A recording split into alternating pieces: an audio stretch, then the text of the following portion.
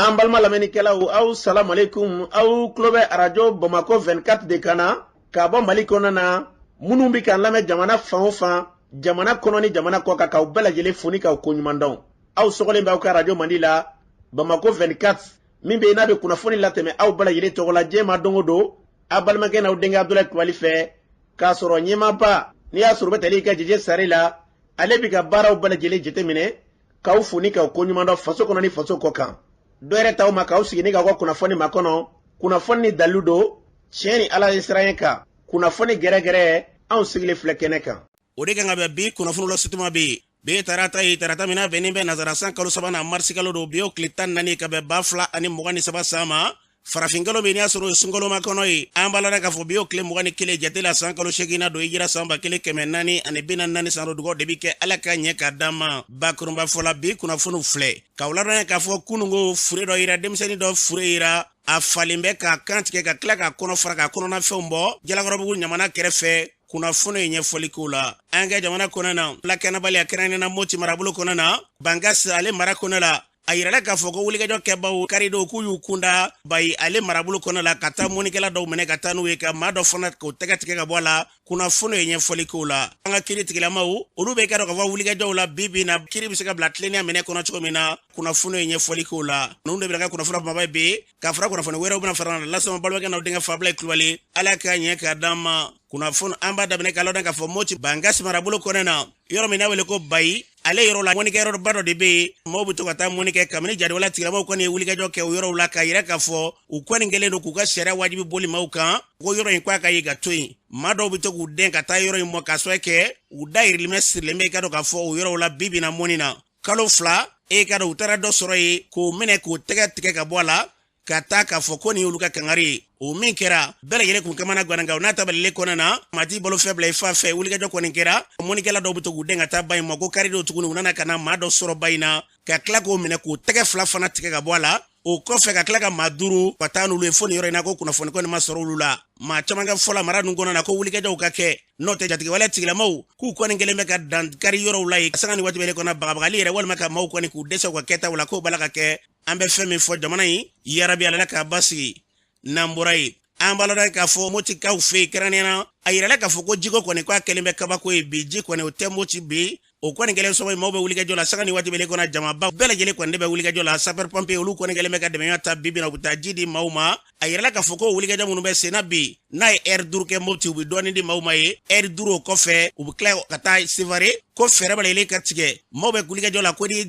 jiko kɔni ni nɔgɔma don a la an bɛ don min ko bi k'a bɛ ɲini ka na kɛ gɛlɛyaba ye Moti marabolo kɔnɔ somajabu y'a yira k'a fɔ ji cakɛda k'u bɛna wulikajɔ kuraw sigi sen kan jiko bɛ se ka nɔgɔya cogo min na an bɛ dugawu kɛ Ala k'o baaraw bila sababa minɛ kɔnɔ n'an bɔra yen ɲɔnɔ marabolo kɔnɔ na an ka lakanabaw kɛrɛnkɛrɛnnen i ka dɔn k'a fɔ bi na u ni donsolaka dɔw wulikajɔw bɛ sen na nin waati na ka se k'u munumunu zalo dɔw kɛ ɲɔgɔn fɛ a yirala k'a fɔ ko min Dobugu yɔrɔw ye ka taa tugu ale fanfɛlaw la donsolakaw ni sɔrɔsilaka minnu bɛ yen n'u bɛ ka baara dɔw kɛ k'o kɔni kɛra so ye tile 2 guruyanko kɔnɔ na ko k'u tɛgɛ da waleyajugu kɛbaa dɔw kan ka dɔw ɲɛnama minɛ nin waati na k'olu kɛlen bɛ kasoladen ye maa caman ka fɔla sigida ninnu kɔnɔ na ko nin baara ninnu yakubara k'an mago bɛ basigi lafiya min na k'i ka dɔn k'an kun bɛ da u kan an bɛ dugawu kɛ jamana in kolosuma o bɛna sira o sira fɛ Ala ka jamana in bila o minɛ kɔnɔ n'an bɔra yen an b'a lɔn k'a fɔ kununko su dɔ yira Bamakɔ kɛrɛnkɛrɛnnena Jalakɔrɔbugu ɲamana tɛmɛnen kɔfɛ osewɛrɛw ka kuruba in i b'a dɔn u bɛ laban ni yɔrɔ min ye o Jalakɔrɔbugu ani ɲamana olu ɲɔgɔn cɛ a yirala k'a fɔ ko yɔrɔ in na point kɛrɛfɛ ye sokolo dɔ bɛ yen k'i ka dɔn k'a fɔ u taara ka taa kamalenni dɔ ka taa ale kɔni sɔrɔ yen a kamalenni kantigɛlen bɛ k'o taa dama ye ka tila ka kɔnɔ fara ka kɔnɔna fɛn dɔw k'olu bɔ ka taa n'o ye nin kamalenni yɛrɛ ma farila jɛman don n'i ye ja yɛrɛ ye walima i ɲɛ dara kan i b'i ɲɛ cɛ nin ye dabalibanko de ye ka se k'i bunadamadenya dɔ k'o minɛ ka taa i mago b'o la a na kɛ i ka dɔn k'a fɔ i hakili t'a la k'a fɔ an bɛna sini ye nka ngolo ɲimina mago tɛ ɲɛ kelen cogo jugu la ni maa m'u ye Ala b'u ye maa o maa ɲɛ dara kamalenni su kan n'i y'a lajɛ si yɛrɛ n'a cayara san dan bonyanko walima a man ka tɛmɛ yɔrɔw kan farala jɛlen don ka taa fa ni ka nin fa kojugu in na ka tila ka minɛ dɔ bɔ ni ka taa tuma min na ni sigidalamaw n'a nana ye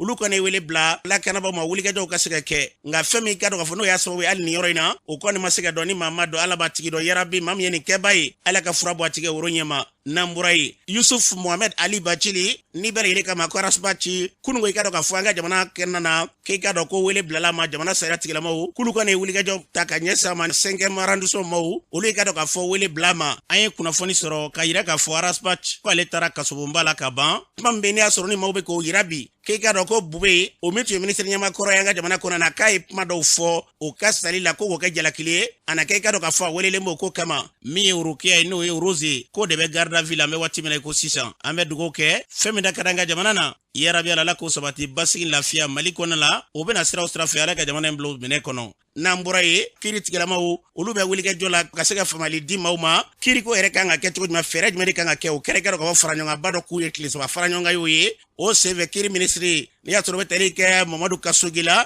ale b'a ɲɛfɔ an ye fara ɲɔgɔn kun ye fɛn jumɛn de ye an ka lamɛn. Tile saba baara min bolodalen don o ye ka an ka structure kura minnu bilara sen kan donc ka jateminɛ kɛ u bɛ se ka sigi cogo min na u ka baara bɛ se ka daminɛ cogo min o ye pôle national économique et financier pour lutter contre la corruption, pôle judiciaire spécialisé de lutte contre la cybercriminalité, la direction nationale des droits de l'homme ani l'agence de recouvrement et de gestion des avoirs saisis et confisqués. Donc 2002 kɔnɔna na an bɔra ka ni service kuraw créer pour que baaraw ka se ka taa ɲɛ an ka domaine kɔnɔ yuruguyurugu kɛlɛli ani cybercriminalité bɔlɔlɔw kan tiɲɛni minnu bɛ ka kɛ ka se ka kɛlɛ cogo min na ani droit de l'homme u bɛ se ka sabati cogo min na ani yuruguyurugu kɛlɛli kɔnɔna na an ka nafolo minnu suɲɛna ani an ka biɲɛ minnu fɛngɛra an bɛ se ka olu récupérer cogo min na service ninnu bɛ tali kɛ o de kan maintenant service ninnu n'an bɛ n'o sigi a tɛ ɲɛ fo an ka mɔgɔw fara ɲɔgɔn kan minnu ye a ko dɔnbagaw ye an b'u bɛɛ wele k'u hakilinataw fara ɲɔgɔn kan ka idée d'an ma a ko an bɛ se ka a fɛngɛ cogo min na u bɛna min élaborer an b'a fɔ a ma ko feuille de route u bɛna feuille de route de élaborer pour k'a yira k'a fɔ pôle ninnu ani direction nationale des droits de l'homme ani agence u kan ka sigi sen kan cogo di étape ninnu kan ka kɛ jumɛn ni jumɛn ye pour que fili kana ye a ko la baara ka se ka kɛ teliya la et puis résultat ka se ka sɔrɔ joona donc laɲini y'o de ye. An balɔden k'a fɔ ni tun ye kiiri minisiri kan ye a fɔra cogo na an bɛ dugawu kɛ Ala k'a bila sababa minɛ kɔnɔ n'an bɔra yen hali bi ani kiiri tigilamaw bɛ to ɲɔgɔn bolo kiiri tigilamaw minnu bɛ n'i y'a sɔrɔ olu yɛrɛ lakɔkɔlikɛlaw ye ka tila k'olu yɛrɛ lakɔkɔ u bɛ se ka baara kɛ cogo min na n'o ye ka dɔn k'a fɔ formateur ka tila k'olu yɛrɛ former u bɛ se ka fɛɛrɛ balalen kɛ cogo min na ni ka se ka wulikajɔ dɔw kɛ ka ɲɛsin hali bi jamana kiiri taabolo ma o kɛra kɛnɛ dɔ ye min bɛ n'i y'a sɔrɔ baaraw yɛrɛ sigili sen ka tile 5 baara y'o ye o min bɛ ka kɛ o ko ɲɛmaa ye maa min ye o ye Tubayi Kone ale b'o ɲɛfɔ an ye an ka lamɛn. Tubayi Kone, directeur de l'institut. Formation tun ye min ye an ka formateur an bɛ k'olu de former mun bɛna an ka ekɔlidenw former an ka juge kura mun tari mais Mali ye juge denmisɛnnin 100 ta olu kan ka formation bɛna commencer sɔɔni a tɛna mɛn kosɛbɛ tuguni donc an ye dɔ wele ka na n'o y'an ka formateur principal dɔ ye donc monsieur Gossen donc o de nalen bɛ sisan a bɛna an ka formateur mun bɛna denmisɛnnin ninnu kalan a bɛna olu de former parce que an ye technique kuraw de sɔrɔ donc pour que parce que an tun b'a kɛ cogo min na kɔrɔlen an bɛ fɛ ka bɔ o kɔnɔ baara bɛɛ de bɛ bolo da fɛn fɛn kan ka kalan denmisɛnninw kun an bɛna o bɛɛ de ɲɛfɔ ɲɔgɔn ye k'a kɛ papier ye k'a bila comme ça a mana kɛ cogo cogo ni kalan min bɛ kɛ hali ni groupe kɛra groupe 10 ye an b'a dɔn kalan kelen de bɛ ka kɛ groupe bɛɛ kɔnɔ a mana kɛ maa o maa ye n'i bɛna kalan min kɛ donc an b'o baaraw de la o ka formateur ɲɛmɔgɔba o fana nana ka bɔ France donc o bɛna tile 5 de kɛ o baara la formateur mun b'an bolo à peu près an ye mɔgɔ 16 ɲɔgɔn de wele olu ka se ka na pour que ka se ka nin baara kɛ parce que an bɛ ka formateur mun fana former an b'a fɔ olu ma ko formateur ɲɛmɔgɔw a tɛ komi formateur 16 dɔrɔn de y'an ka formateur ye parce que formateur 16 na i t'a sɔrɔ 11 o ye juge ta ye 5 o ye greffier ta ye mais olu bɛna kɛ formateur ɲɛmɔgɔw de ye donc en ce moment formateur wɛrɛw fana bɛna fara olu kan mais olu fana bɛ tila k'olu fana kalan kɔnɔna na baara taabolo y'o de ye donc jama tɛ se ka caya nin na kosɛbɛ ninnu de ye formateur fana ka formateur ka kalan ye mais n'olu fana tilala olu fana bɛ mɔgɔ wɛrɛw gɛrɛ o yɛrɛ la n'an b'a fɔ o ma ko pôle de formateur o pôle kɔnɔ fana formateur dama fana b'o kɔnɔ donc mun bɛ ka former bi olu de fana bɛ n'olu fana former. An balɔden k'a fɔ ni tun ye Tubayi Kone a fɔra cogo na an bɛ dugawu kɛ yarabi Ala kalan min na d'u ma Ala k'a kɛ ɲɛda ɲuman ye ka ɲɛsin an ka jamana ma n'an bɔra ye l'école privée n'o ye kɛnyɛrɛye kalansow ye o tigiw olu ye wulikajɔ kɛ ka yira k'a fɔ k'u ka nafolo dɔw bɛ yen minnu bɛ i ka dɔn k'a fɔ jamana na ko nafolo tɛ ka sɔrɔ o de kɔni kɛra so ye u ka se ka fara ɲɔgɔn kɛ baara bila yɛrɛ ka se k'o sigi sen kan o baara min bɛ ka kɛ a ko ɲɛmaa ye Fuseni Kulubali baara in kun ye fɛn jumɛn de ye an ka lamɛn. A bɛ wagati jan bɔ an ni gouvernement kun sigilen don ka kuma an ka wariko togoyaw kan sabula ka d'a kan an ka wari dɔw bɛ yen u ma sara halisa wari tɔ min yɛrɛ ye 20% ɲɔgɔn na 2021 2022 wariw de don an ye baara min kɛ ka san tɛmɛnenw kɔnɔna la o wari de don kabi san daminɛ an kun ye kuma dɔw fɔ gouvernement ye an yɛrɛ kun ka se ka dogo rentrée yɛrɛ kɛ pour que an ka wariw kɔfɔ an ka wariw sɔrɔ o wagati an ye mɔgɔw sensibiliser an yɛrɛ leader associatif an y'an ka mɔgɔw sensibiliser an k'an ka maîtres sensibiliser an yɛrɛ dama yɛrɛ an ɲɔgɔn dɛmɛ an ka baara in kɔnɔna la pour que école ka se ka taa école taara dɔɔni bɔra wariw la aujourd'hui ça reste 20%. O 20% yɛrɛ kɔnɔna la dɔw b'o kɔnɔna la u ma dɛrɛmɛ kelen sɔrɔ u ka salo wari la bankuw ka pénalité b'u kan u ka wariw ma sɔrɔ sotigiw ka maîtres ka juru bɛ yen ni maîtres ka juru bɛ yen nous sommes an se ka taa ka se k'an ka mission accompli ka s'a dan na parce que maîtres fɛnɛ denbayatigiw de n'a fɔra u b'e bolo baara la e ma se ka wari d'u ma e dun ka wari fɛnɛ bɛ gouvernement la o gɛlɛyaw bɛ an kan an ye assemblée wele donc assemblée de ye décision ta donc promoteur cɛman ni musoman Mali fantan ani nali bɛɛ lajɛlen na donc an ye wele bila bɛɛ ma donc bɛɛ na pour que an ka se ka an fanga fara ɲɔgɔn kan ka se ka a kɛ pour que an ka wariw ka sɔrɔ an b'an ka wariw de kɔ n'an ka wariw sɔrɔ fɛn minnu bɛ kɔfɛ olu fɛnɛ bɛ nalen kɔfɛ ni Ala sɔnna a ma n'an ka nin wagati kofɔlen nin banna donc an bɛ ɲɔgɔn wele lajɛ la sibiri wɛrɛ tugun pour que ka kow taabolo lajɛ a taabolo bɛ cogo min na action minnu kan n'an kan ka fɛn minnu baara minnu kɛ olu jateminɛ ɲɔgɔn bolo mais jama de fama de b'a décider assemblée de b'a dɛ ni assemblée bun fɔ baara bɛ kɛ n'o de ni Ala sɔnna a ma. An balodan ka fɔ ni tun ye Fuseni Kulibali kan ye nin baarabila in hukumu kɔnɔna la min ye kalanden somɔgɔw ye ka taa se kalanden dɔ ma olu b'u ka sira di an k'u lamɛn. Vraiment u ka nin grève in kɔni a ma bɛn an ma en tant que parent d'élève a ma bɛn ma vraiment mais il faut que gouvernement fana k'a dɔn k'a fɔ n'i y'a ye maître ninnu bɛ ka nin grève kɛ école so ninnu bɛ ka nin grève kɛ u b'u ka droit de kan k'a fɔ b'u ka droit de kan n'a fɔra san kalo 12 i bɛ ka taa i bɛ ka denmisɛnninw kalan i ka sara tɛ ka d'i ma vraiment a bɛ mɔgɔ décourager siɲɛ caman u bɔra u y'u ka laɲiniw fɔ a fɔra k'u ka laɲiniw bɛna sabati n'a sabatira u tɛ grève kɛ mais n'i y'a ye u taara grève la c'est que u ka laɲiniw de ma sabati donc gouvernement yɛrɛ k'a lajɛ vraiment a bɛ se ka min kɛ pour que grève ko in a ka dan sira la n'a fɔra école bila yɛrɛ tɔ man jan bilen u bɛna denmisɛnninw ka année tɔ k'u bolo fɛn dɔ ye quoi nin man di denmansa si ye nin man di denmansa si ye mais u fana k'a lajɛ quoi maître ninnu k'u bila u ka hakɛ kɔnɔna na maître yɛrɛ sara bɛ mɔgɔ bolo nɛnɛ bɛ o tile bɛ o a mana kɛ cogo cogo olu bɛ taa olu de bɛ denmisɛnnin ninnu kalan n'a fɔra k'olu fana t'u ka hakɛ kɔnɔ vraiment u bɛ grève ninnu kɛ tuma dɔw la u jo don dɛ a bɛ digi an denmansaw la mais u jo don ne écoleden terminale écoleden bon bi grève de kɛra u taara an labɔ ko semaine kelen fo lundi kan bon grève ko in kɔni a ma diya ne ye dɛ parce que an kun kan ka programme dɔ kɛ bi bagi yɛrɛ sera ka ban bagi tɔ a tɛ tɛmɛ 2 mois une semaine ninnu kan an kan ka programme dɔ yɛrɛ achevé nin semaine kɔnɔna la mais an tɛna se ka rattraper o temps tɛmɛna ne kɔni b'a ɲini jamana ɲɛmɔgɔ ne b'a ɲini aw fɛ a ka solution ɲini nin ko in na ka dan sigi nin ko in na an ka taa école la an ka kalan kɛ bagi ni fɛn ninnu man ka tɛmɛ Mali yɛrɛ grève ko yɛrɛ de a ka dabila quoi a ka dabila. An balodan ka fɔ ni tun ye lakɔliden soma dɔ ni lakɔliden dɔ yɛrɛ dɔ kan ye u y'a fɔ cogo min na dɔ yɛrɛ tɛ dɛ gɛlɛya min b'u kan maa fari fan bɛ dimi bolo tɛ ban ye an bɛ dugawu kɛ fɛn fɛn ka dɔ ka fɔ lafiya badabada ye Ala k'o sabati n'an bɔra ye modèle Mali o ye jɛkulu ye an ka jamana kɔnɔ min bɛ yen n'i y'a sɔrɔ u ka baara sanga ni waati bɛɛ u b'u hakililaw fɔ ka bilasiraliw kɛ ka ɲɛsin kow taabolo ma u y'a yira k'a fɔ an ka jamana kɔnɔ na min ka dɔ ka fɔ sariya suma yɛlɛmani min baara tun bɛ sen na n'a bɔra ma olu y'u hakilila de a ko sen fɛ u ka kulu ɲɛma n'i y'a sɔrɔ Abdoulaye Gindo ale b'a ɲɛfɔ an ye an ka lamɛn. N'i y'a jateminɛ référendum bɔlen a dɔgɔkɔrɔ a ma bali anw na sabula ni loi électorale jateminɛ min bɛ révision actuellement kun fɔla ko référendum tɛ se ka kɛ fo kalo 6 a ɲɛ EJ démembrement ka sigi bɛɛ y'a dɔn k'a fɔ EJ démembrement ma se ka sigi fɔlɔ min wele ko coordination de l'EJ donc bɛɛ kun b'a dɔn k'a fɔ n'an autorité kun bɛ fɛ ka sariya bato o kun tɛ se ka référendum karaba kɛ le 19 maintenant u y'a reporté an kɔni fɛ a tɛ kalafili bila danger la a tɛ chronogramme bila danger la sabula n'i y'a jateminɛ communiqué min yɛrɛ ye référendum bɔ a dɔgɔkɔrɔ o communiqué kɔnɔ gouvernement yɛrɛ ka fɔ élection bɛna kɛ k'a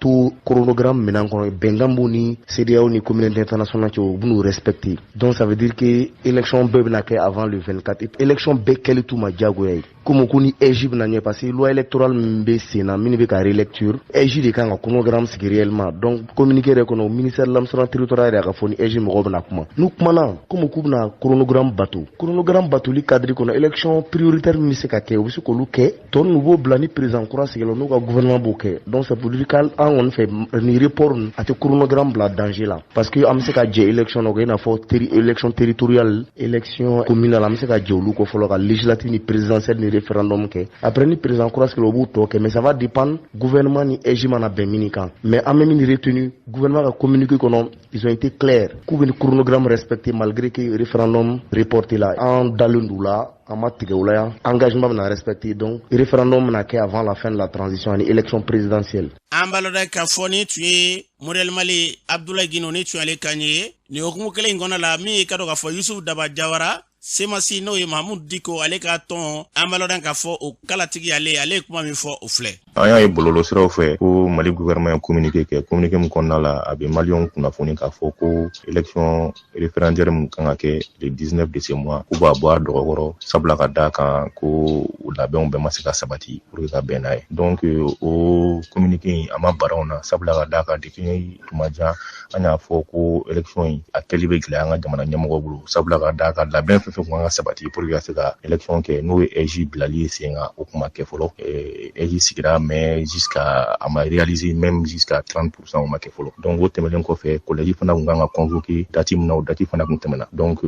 k'a fɔ ko report in ka barila na a ma bara na sabula ka d'a kan an kun y'a fɔ misali la tɛmɛlen an ka communiqué kɔnɔ k'a fɔ k'u ka ɲɔngiri mais an kun b'a dɔn fana k'a fɔ k'u kun tɛna se ka organiser parce que baara foyi kun ma labɛn a ko kɛli kama. O tɛmɛnen kɔfɛ y'a ɲininkali filanan min kɛ k'a fɔ ko est-ce que nin bɛ to an bɛ daw la k'a fɔ ko u bɛ se ka chronogramme respecter. Anw bolo vraiment a bɛna gɛlɛya hali ka se ka élection tɔ ninnu fana kɛ sabula ka d'a kan mɔgɔ minnu yɛrɛ kan ka élection organiser olu ma bila en place d'abord ka ɲɛ a kunkolo dɔrɔn de bilala en place démembrement min kan ka bila Mali kɔnɔna la o ni malidenw denw bɛ jamana fɛn fɛn kɔnɔna la a représentant kan ka bila yen bɛɛ o baaraw si ma kɛ fɔlɔ olu ye baaraba yɛrɛ yɛrɛ de. Donc o bɛɛ b'a yira k'a fɔ ko anw bolo a bɛna gɛlɛya chronogramme a ka se ka respecter comme il le faut. O de y'a to an b'a ɲini jamana ɲɛmɔgɔw fɛ vraiment u ka élection minnu prévoilen don n'o ye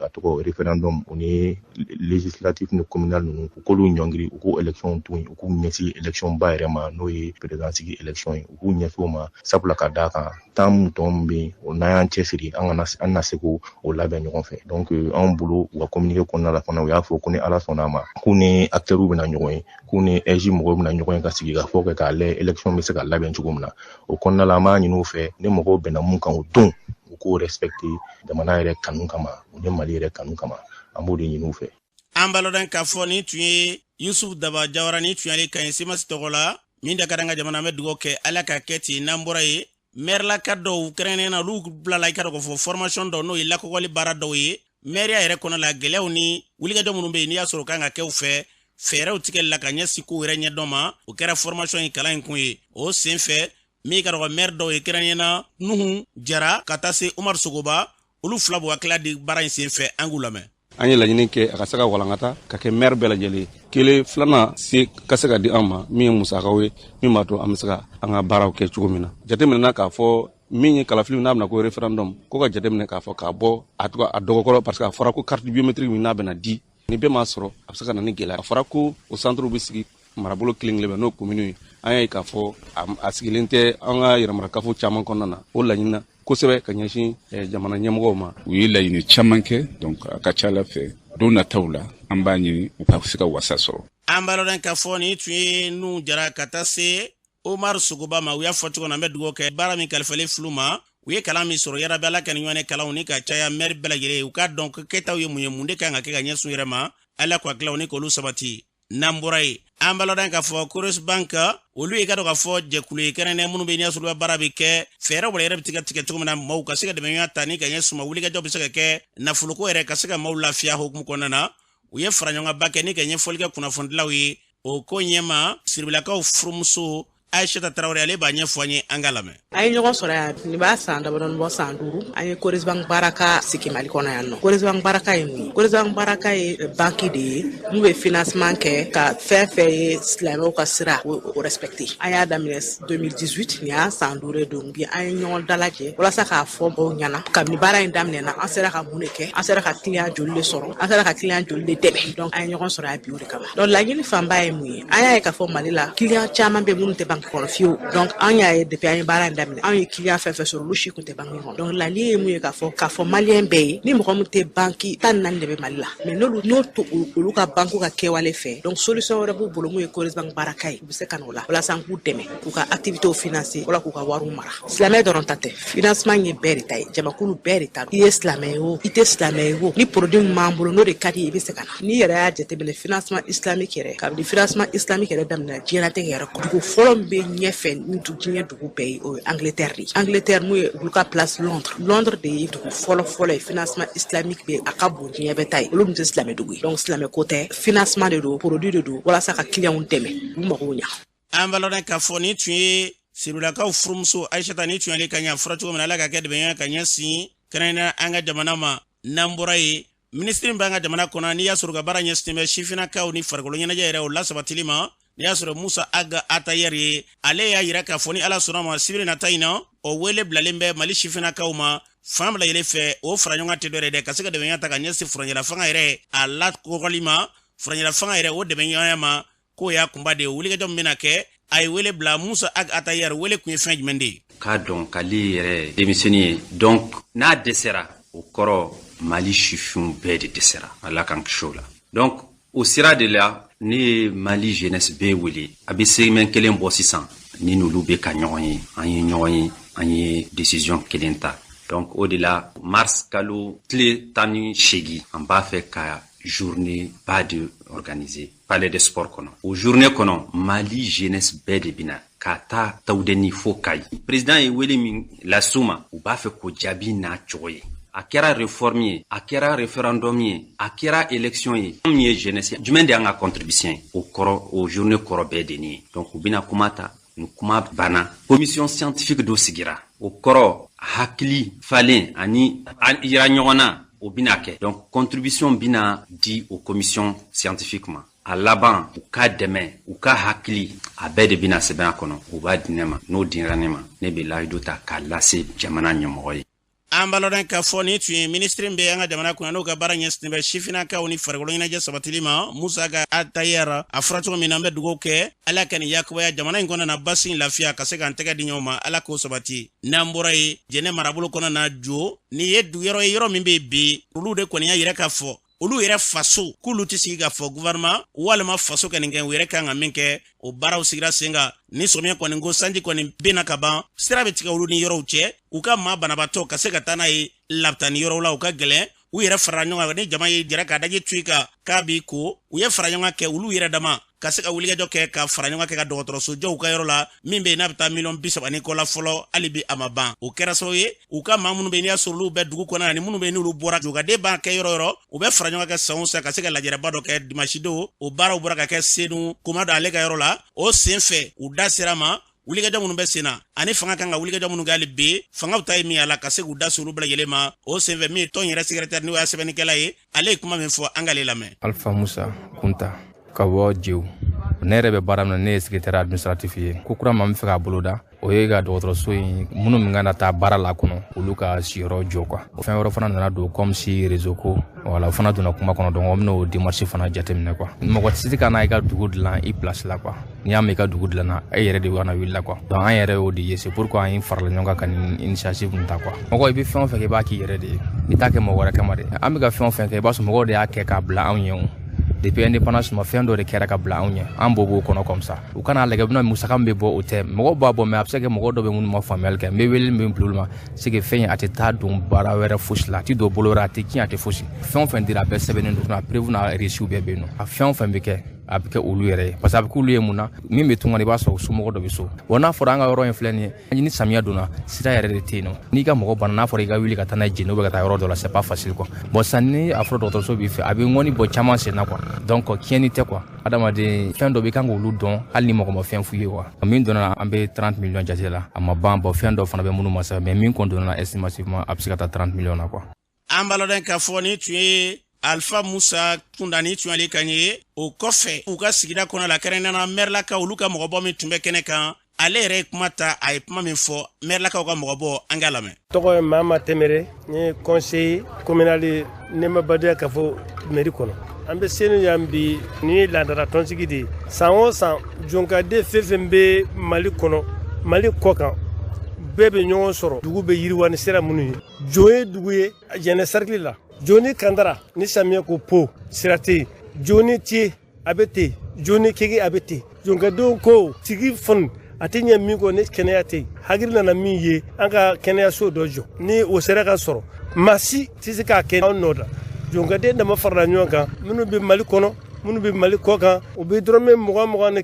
100 min bɔ ala y'a kɛ a nana kɛ sokɔnɔmɔgɔw yɛrɛ hakilila ye i n'a fɔ kɛnɛmamɔgɔw y'a kɛ cogo min na jamana kɔ kan jamana kɔnɔna na san o san ni san yɛlɛmana tɔn bi yɔrɔ yɔrɔ la minnu bɛ jamana kɔ kan ɲɛmɔgɔ bɛ o la minnu bɛ mali yɛrɛ kɔnɔ n'o bɛ région ni cercles kɔnɔ ɲɛmaa bɛɛ bɛ ɲɔgɔn sɔrɔ san yɛlɛma tɔnsigi kɔnɔ kɛnɛyaso in baara daminɛna salon ala ni dugutigi ka yamaruya la maire ka appui la dugukolo sɔrɔla so min jɔla o ye dɔgɔtɔrɔ bɛ baara kɛ min kɔnɔ a ka kɛ maternité rurale ye so in baara daminɛna a ma ban parce que fɛn fɛn baara tɛ se ka ɲɛ ni fɛn dɔw tɛ a majɛ minnu bɛ yen nɔ o ye dɔgɔtɔrɔw ka siyɔrɔ ye i n'a fɔ min ye musojiginso ye olu kɔni ma se ka k'a la nka so in kɔni jɔla ka kogo kooriya la an ka laɲini ye min ye ni an sera ka fanga sɔrɔ ka se ka dɔgɔtɔrɔ dunan minnu bɛ na cɛw ni musow ani pharmaciens bɛɛ ka si so sɔrɔ muso jiginso yɛrɛ ka o jɔ i n'a fɔ dɔgɔtɔrɔ y'a ɲini cogo min na o de baara de bɛ sen na ɲina laɲini minnu kɛra an bɛ dɔgɔtɔrɔso baara min na nin o ye a berebere ye min bɛ bɔ ka fara o kan communication ka gɛlɛn n'o ye telefɔni kunda ye o ye min kɔni kalifa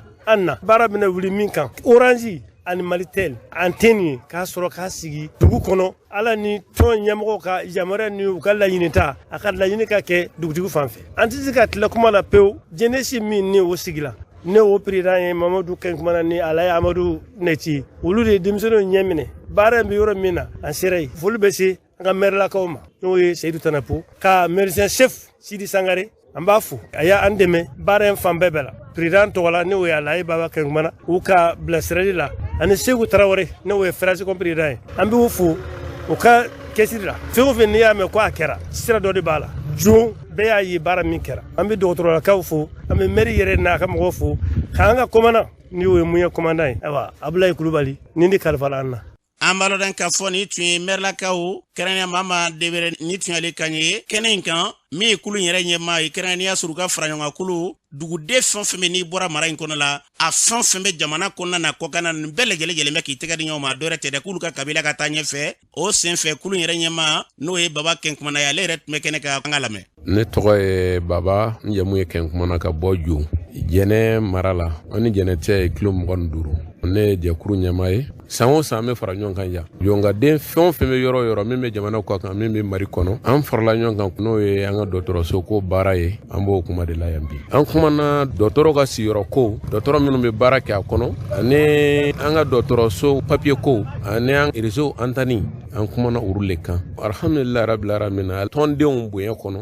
jongaden minnu bɛ yen o y'o kɛsiri ani an minnu bɛ tunga fɛ bɛɛ y'a se kɛ dɔgɔtɔrɔso kun a banna a tɔ ye dɔgɔtɔrɔ ka siyɔrɔ ani dɔgɔtɔrɔ bɛ muso jigin kɛ yɔrɔ ni dɔgɔtɔrɔmuso siyɔrɔ an b'o de laɲini kan ka kɛ kalo 3 kɔnɔ o ka kɛ ka ban dalu min b'an bolo o ye bɛn ni hɔrɔnya de ye ka n baarakɛɲɔgɔnw fo mari kɔnɔ ani mari kɔ kan an baw n'an fa minnu bɛ yo an y'a ye ni samiya sira t'an bolo gɛrɛya b'an kan o de ye nin karaba kun ye k'a kɛ n kɔntana kojugu ne tasuma di ma ni daji b'a faga nuji b'a faga a diyara n y'a bɛnna ma caman bɛ yen o ma na mɛn o borolafɛn nana kɛrɛnkɛrɛn ma laye sumaya la kaye konsiw ture duwansan ani furuka ɲɛmɔgɔ caman bɛ yen vraiment an ka fori b'o ye o ye kɛsiri minnu kɛ ala k'an bɛn kelen ma mɛ min laɲini o fɛ hali bi jongaden bɛɛ an bɛɛ k'an tɛgɛ di ɲɔgɔn ma nin baara nin ka se ka kuncɛ ka bɔ yen dɔgɔtɔrɔ ɲɛmɔgɔ min bɛ jɛnɛ ni sidi sangari ani tarawele sofara vraiment o fana y'o jɔyɔrɔ fa o bɛ da n'a o bɛ wiri n'a ye a ka di ne hali bi a tɔ min bɛ yen o k'an dɛmɛ a bɛ se ka tɛmɛ cogo min k'o fɔ k'o wari ɲuman dɔn baara min bɛ sen o k'o kɛsiri hali bi a bɛ se ka nɔgɔya muru kɛw min ala k'o nɔgɔya an ye an b'a lɔn k'a fɔ nin tun ye baba kɛnkumana a sigilen bɛ buguni ni tun y'ale kan ye baara min bɔlen filɛ kɛ k'u fɛ maa bɛ t'i sɔrɔ i yɛrɛ ka foro kɔnɔ ka fini ce ko yɛrɛ ci maa bɛ fo la ka bɛɛ fo a la n'i taara nin kɛnɛ in kan a b'i dabali ban k'a fɔ ko maaw ka fara ɲɔgɔn kan k'a fɔ anw bɔra faso kɔnɔna na nka u n'a tabalilen kɔnɔna na an tɛ ɲinɛ faso kɔ ka se ka wulikajɔw kɛ fɛɛrɛ bɛɛ lajɛlen la ka se ka taa fo i ka dɔn k'a fɔ 30 a n'a kunkanfɛn k'o bɛɛ lajɛlen de kɛ fɛn ye fɛn min bɛ n'i y'a sɔrɔ n'o bɛ kɛ dɛmɛ ye ka ɲɛsin u ka dugu ma nin ye faso kanu ye faso kanu o ye lemana dɔ ye ciden min bɛ n'i y'a sɔrɔ n'an bɛɛ lajɛlen bɛ girin n'ale nɔfɛ ala ka nafa ni a barika ye ko a ma fasoko fɔ k'a kɛ tulo ye wa faso kanu ye lemanaba dɔ an bɛ dugawu kɛ ala ka ni ɲɔgɔnnaw caya n'an bɔra ye an bɛ taa jamana kɔkan na Umu Danbele mun bɛ bolo an karamɔgɔ an bɛ taa Niger jamana kan fɛn min ye Niger jamana kuntigi n'ale ye Mamari Basumi a tun bɛ tile 2 taama n'a Benin jamana kan fɛn min ye Benin jamana kuntigi n'ale ye Patrice Talon ye ani o ye ɲɔgɔn ye kɛ walasa ka kuma ɲɔgɔnyaw ni bara ɲɔgɔnyaw sigi u ni ɲɔgɔn cɛ fɛn min ye jamana fila in ka lakana ko fɛnɛ ye walasa u bɛ se ka sɔrɔ cogo minnu na o kɔfɛ diɲɛ tɔnba ka lakana ko bolofara min sigilen don ale ye ciden bila ka taga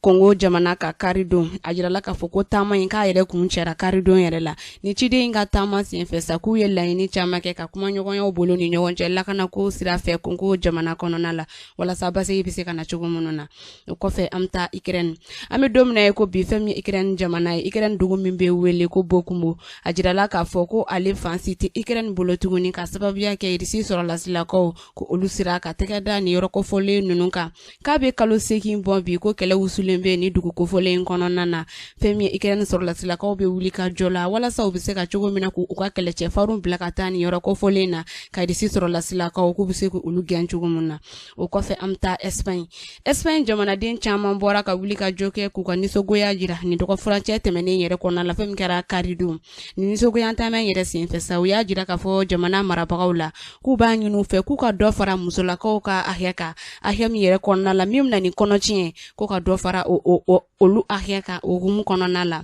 an karamɔgɔ an tun ye min sɔrɔ nin kun y'olu dɔ ye an bɛ dugawu kɛ basigi lafiya kɛrɛnkɛrɛnnen na an ka jamana ka se diɲɛ jamana bɛɛ lajɛlen ma Ala k'o sabati